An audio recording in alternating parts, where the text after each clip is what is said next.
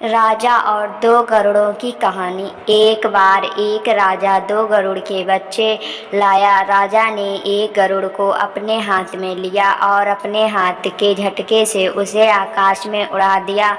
तुरंत वह आसमान में ऊंची उड़ान भरने लगा, जबकि दूसरा अपनी डाल पर बैठा था, वह उड़ नहीं रहा था। यह देखकर राजा को बहुत दुख हुआ।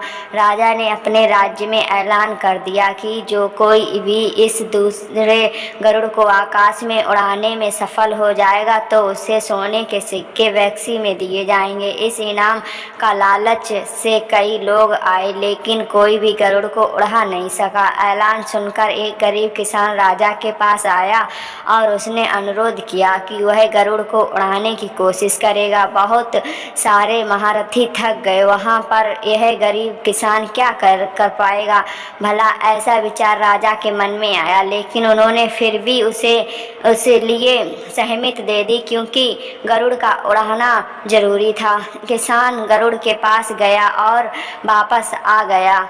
राजा ने पूछा, क्या हुआ, उड़ा क्या गरुड़? फिर किसान ने आसमान की ओर इशारा किया। राजा ने आकाश की ओर देखा और देखकर आश्चर्य से राजा की आंखें खुली की खुली रह गईं। वह दूसरा गरुड़ पहले गरुड़ से ज़्यादा ऊंचाई पर आसमान में उड़ रहा था।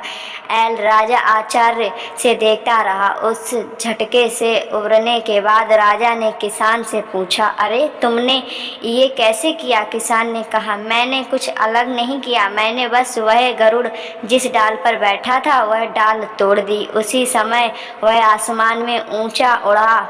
जीवन में बहुत से लोग किसी न किसी डाल से जुड़े रहते हैं। कोई अपने खेत को, कोई पारंपरिक व्यवसाय को और कोई छोटी बड़ी नौकरी को छोटी बड़ी डालियों से लिपटे रहता है। हमारे भीतर का गरुड़ जो मिलता है उसी में संतोष करना लग जाता है। जो नौकरी मिले तो फिर घर खरीद लो, बच्चे हो जाने के बाद उनकी पढ़ाई, फिर उनका सेटलमेंट, शादी, यह सब करना, फिर रिटायर हो जाना, बस ज़िंदगी ख़त्म।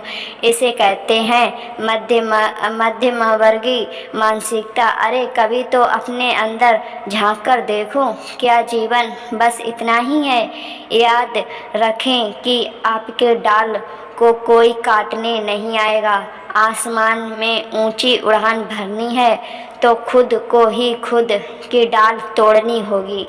कभी खुद ही तोड़ कर देखो, जितना आप महसूस करते हैं उससे कहीं अधिक जीवन में करने को है, लेकिन अपने खुद को एक पारंपरिक मध्यवर्ग मानसिकता की चार दीवारों में बंद कर लिया है। और इससे भी ज़्यादा चिंता की बात यह है कि आप दुनिया को चार दीवारों के रूप में देखते हैं। फिर आप जिए हैं और जिएंगे, लेकिन कृपया अपने बच्चों को इन डालियों से ना बांधें।